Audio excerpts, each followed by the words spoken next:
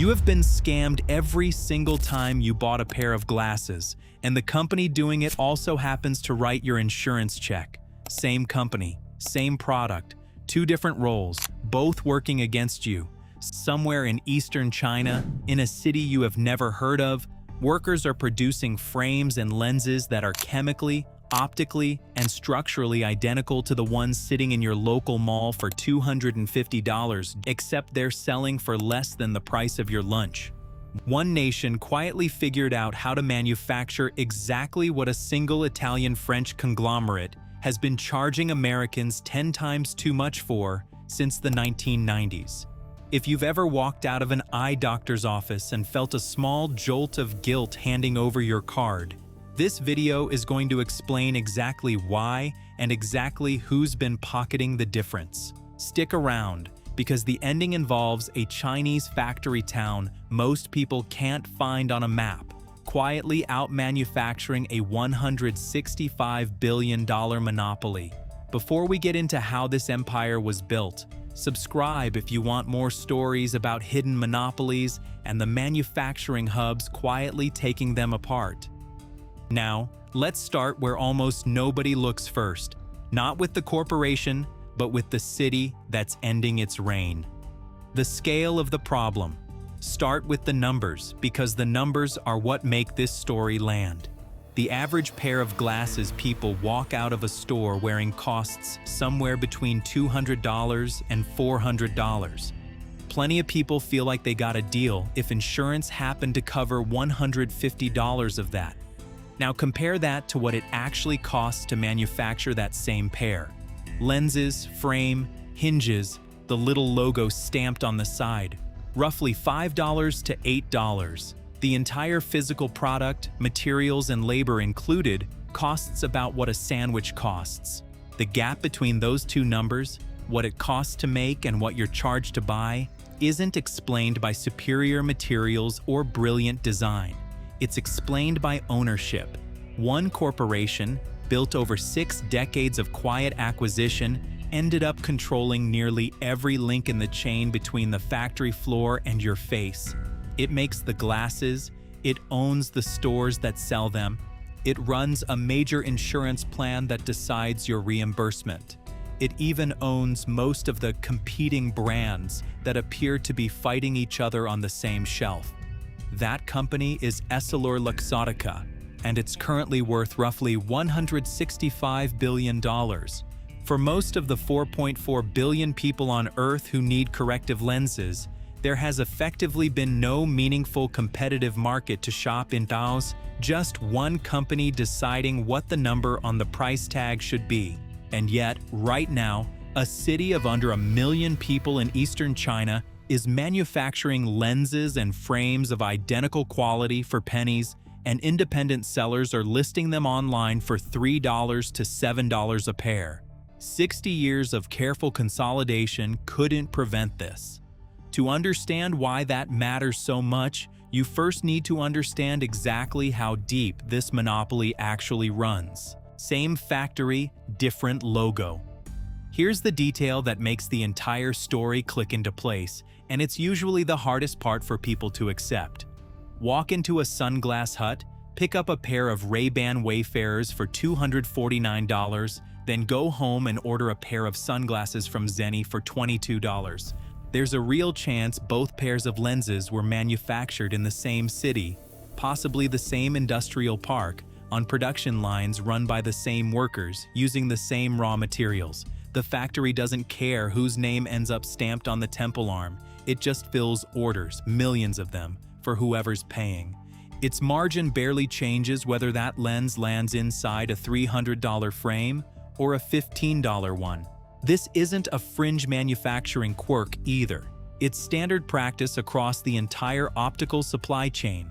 Contract factories in China and Southeast Asia routinely run production for dozens of brands on the exact same equipment, switching only the branding and packaging between batches. The factory's incentive is volume, not exclusivity, which means the $22 pair and the $249 pair are often separated by nothing more than a marketing budget. which means when you pay $227 more for the branded pair, you're not paying for better optics. You're paying for a logo, a well-lit retail display, and a pricing structure that's gone essentially unchallenged for 60 years. The cheap Chinese glasses aren't destroying this monopoly through some dramatic confrontation. They're destroying it simply by existing, by quietly proving the premium version was never actually worth what it was charging. To understand how a company built a structure this airtight, you have to go back to the person who built it, because this empire didn't start with money, family connections, or a business degree. It started with a kid who had none of those things. The orphan who built an empire. In 1935, in Milan, a boy named Leonardo del Vecchio lost his father before he was even old enough to remember him. His mother was left raising several children alone in a country still climbing out of war, and she couldn't feed all of them. So she placed him in an orphanage. Nobody came to adopt him. Nobody pulled strings to get him into a good school. He grew up inside those walls, surrounded by other kids who'd also been left behind. What he did have was a strong pair of hands and a willingness to outwork everyone around him. At 14, the orphanage sent him off to learn a trade, and he landed as an apprentice in a tool and die shop. Hot, loud, repetitive work, bending metal into precise industrial shapes. Most apprentices hated it. Del Vecchio loved it because he discovered he had a genuine gift for precision. He could shape tiny metal components so exactly that they fit together with zero gaps, zero rattle, zero imperfection. In 1961, at 26, he opened his own workshop in Agordo, a small town tucked into the Italian Dolomite Mountains. He wasn't making glasses yet. He was making the invisible components other eyewear companies needed but couldn't produce in-house themselves: hinges, temples, nose pads. Del Vecchio noticed the gap between what a part cost him to produce and what someone else would pay for it, and that gap became the seed of everything that followed. Over the next decade, he climbed the ladder one rung at a time, from making parts to making complete frames to selling frames under his own brand, to eventually buying up other brands outright. He named the company Luxottica, and he drove it with the intensity of someone who'd spent his entire childhood with zero control over his own circumstances and had decided he would never feel powerless again. But the empire didn't fully come alive until he figured out something nobody else in the eyewear industry had grasped yet. Making the product was only step one. The real fortune was in owning everything wrapped around it. The expansion that followed happened so gradually and so quietly that even people inside the eyewear industry didn't fully register what was happening until it was already finished. In 1990, he took Luxottica public on the New York Stock Exchange. America was the largest eyewear market on Earth, and American capital markets were the deepest pool of money available anywhere. Then, in 1995, he launched a hostile takeover of U.S. Shoe Corporation. He had no interest in the shoe business. What he actually wanted was buried inside that company, a chain of optical retail stores called Lens Crafters. By swallowing a corporation 5 times his own size, he instantly gained hundreds of American retail storefronts. The Italian framemaker now controlled the actual shelves where Americans bought their glasses. Each acquisition didn't just add revenue, it removed a potential competitor from the board and added another choke point to the supply chain, whether that choke point was a factory, a retail chain, or a brand name customers already trusted. By the time regulators or competitors thought to ask questions, the next deal had usually already closed. In 1999, he bought RayBan for $640 million. Back then, RayBan Wayfarers sold for around $30, sitting on racks in gas stations and drugstores next to sunscreen and candy bars. Popular, but nobody thought of them as a luxury product. He pulled them off those shelves almost immediately, raised the price, placed them exclusively inside his own retail chains, Sunglass Hut, and Lens Crafters, and relaunched the marketing to position them as premium eyewear. Within a few years, the exact same Wayfarers that had sold for $30 were going for over $150. Today, they run north of $200. The punishment that became a warning, which brings us back to the opening of this video, because the acquisition that really exposed how this machine actually operates was Oakley.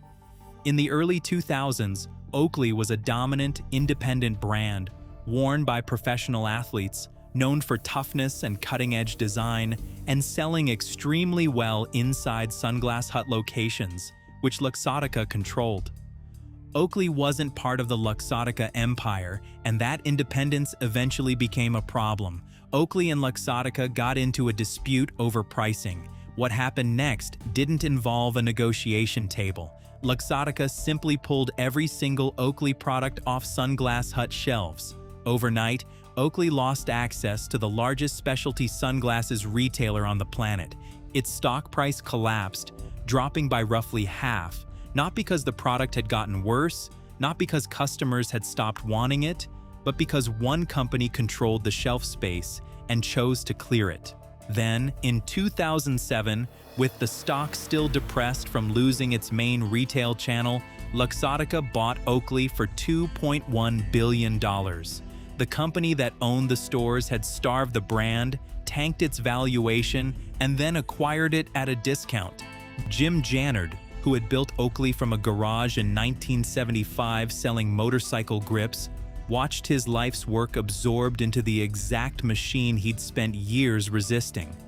Once Oakley was inside the empire, its products went straight back onto Sunglass Hut shelves at higher prices.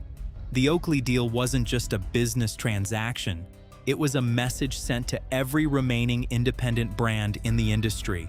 Challenge us on pricing, and we will strip you from our shelves, watch your stock collapse, and buy you for a fraction of what you're worth. After Oakley, no brand challenged Luxottica on pricing again. The logo is the product. With every meaningful competitor neutralized, Luxottica turned its attention to the thing that actually convinces people to pay $350 for a piece of molded plastic: designer names. It began signing licensing deals with virtually every major fashion house that wanted its name on eyewear without wanting to actually design or manufacture anything itself. Prada, Chanel, Versace, Armani, Burberry, Dolce & Gabbana, Ralph Lauren, Tiffany, Michael Kors, Coach, Valentino, Tory Burch. The list kept growing every year. The arrangement was always structured the same way. The fashion house lent its name and collected a royalty check, while Luxottica designed the frames, manufactured them in its own factories, moved them through its own logistics network, and placed them on its own store shelves. And it owned one more piece that almost nobody outside the industry ever thinks about: Eyemed Vision Care, the second largest vision insurance provider in the United States, covering roughly 43 million members. Think about what actually happens when you visit an eye doctor. You get your prescription. The front desk tells you your insurance covers up to $150 toward frames at participating retailers. You pick a pair. The insurance pays its portion, you pay the rest. Here's what you don't see happening behind that transaction. The insurance company paying the claim is Eyemed. The retailer where you bought the glasses is Lens Crafters or Sunglass Hut. The company that manufactured the glasses is Luxottica. All three are the same organization wearing three different faces. The insurance benefit that's supposed to protect you is written by the same company that makes the product and owns the store selling it. It quietly steers you toward its own retail locations, to buy its own products, at prices it set itself. The city that's quietly breaking the monopoly. Danyang sits in Jiangsu province, roughly 2 hours west of Shanghai by high-speed rail. Its population is under 1 million. But Danyang has earned a nickname that sounds like exaggerated tourism marketing right up until you actually check the numbers. The glasses capital of the world. The city produces more than 400 million spectacle lenses every single year. That's 50% of every lens manufactured on the planet. 1 out of every 2 corrective lenses worn anywhere on Earth, regardless of brand or country of sale, traces back to this one city of under 1 million people. On top of that, Danyang produces over 100 million pairs of frames annually, roughly a third of China's total frame output. More than 1,600 eyewear companies operate inside the city, employing over 50,000 workers and generating close to $2.8 billion a year in revenue. The origin story follows a pattern that shows up again and again in Chinese manufacturing history. During the 1960s, a group of young workers who trained in lens factories in Shanghai and Suzhou were relocated to rural areas during a period of political upheaval. They arrived in Danyang with nothing but the technical knowledge they'd picked up in the city, and they started small workshops. The ones who knew how to grind and polish glass taught their neighbors. Neighbors taught relatives. By the 1980s, a homegrown lens industry had taken root. Modest workshops, primitive equipment, wildly inconsistent quality, but production volume that kept climbing, at a fraction of what European and Japanese manufacturers were charging. The 1990s and 2000s brought a real transformation. The local government invested heavily in industrial parks, courted foreign investment, and pushed local manufacturers to raise their quality standards. Companies that had spent years producing budget-tier lenses started seriously investing in research and development, forming partnerships with universities in Shanghai and Nanjing, and importing precision grinding and coating equipment that matched what German and Japanese factories were using. What makes this especially hard for the traditional industry to counter is that Danyang isn't competing on price alone anymore. It spent 3 decades closing the technical gap first, and only after that gap closed did the pricing advantage actually become dangerous to the incumbents. A cheap lens that performs worse is easy to dismiss.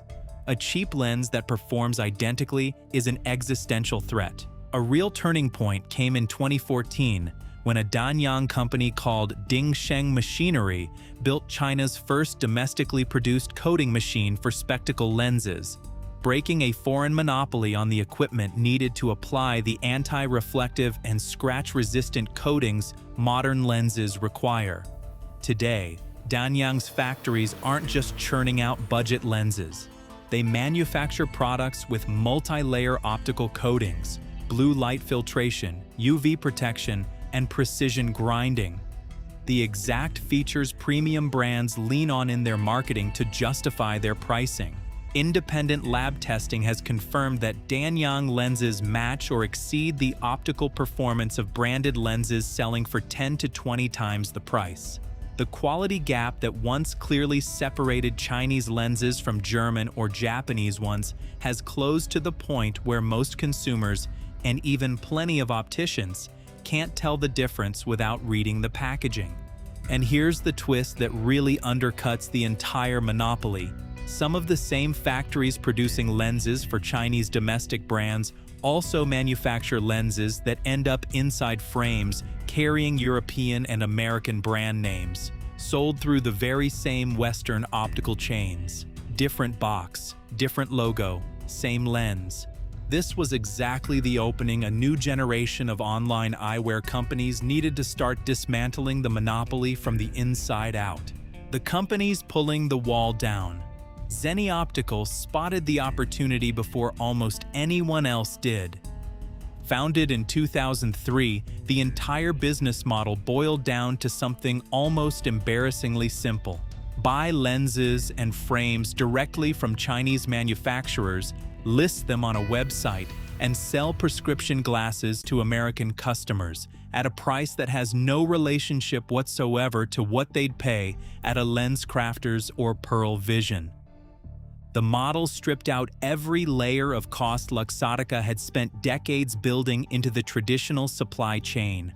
No retail stores requiring rent and staff, no licensing fees flowing to fashion houses, No Luxottica-style markup wedged between the factory floor and the customer's mailbox. A complete pair of prescription glasses on Zenni starts under $7. Prescription lenses, anti-reflective coating, and a frame included. Even the most expensive frames on the entire site rarely cross $50. Zenni has now sold more than 50 million pairs of glasses, which isn't a niche curiosity. That's a legitimate competitor that exists specifically because Chinese manufacturing can match the quality at a fraction of the price and ship it directly to the person who's going to wear it. Warby Parker attacked the same problem from a different direction. As the story goes, one of the company's co-founders lost his glasses on a trip and went to replace them. The optician quoted him $700. Standing there, he thought about the smartphone in his pocket, a device packed with a microprocessor, a camera, GPS, a high-resolution touchscreen, and a cellular radio that had cost him less than the two curved pieces of plastic and glass sitting on the counter in front of him. He launched Warby Parker in 2010, selling prescription glasses online starting at $95. The company grew to over 200 physical stores and went public in 2021 at a valuation north of $6 billion. Warby Parker didn't break Luxottica's grip on the industry outright, but it proved something important. Consumers would abandon the traditional pricing model the second somebody offered them a credible alternative that didn't feel like a shakedown.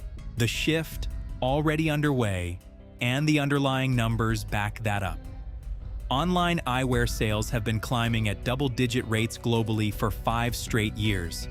In the United States, the share of prescription glasses bought online has jumped from under 3% in 2015 to more than 15% in 2025, and that figure runs even higher among younger buyers, who are more comfortable ordering online and far less attached to the assumption that glasses need to be expensive to be good.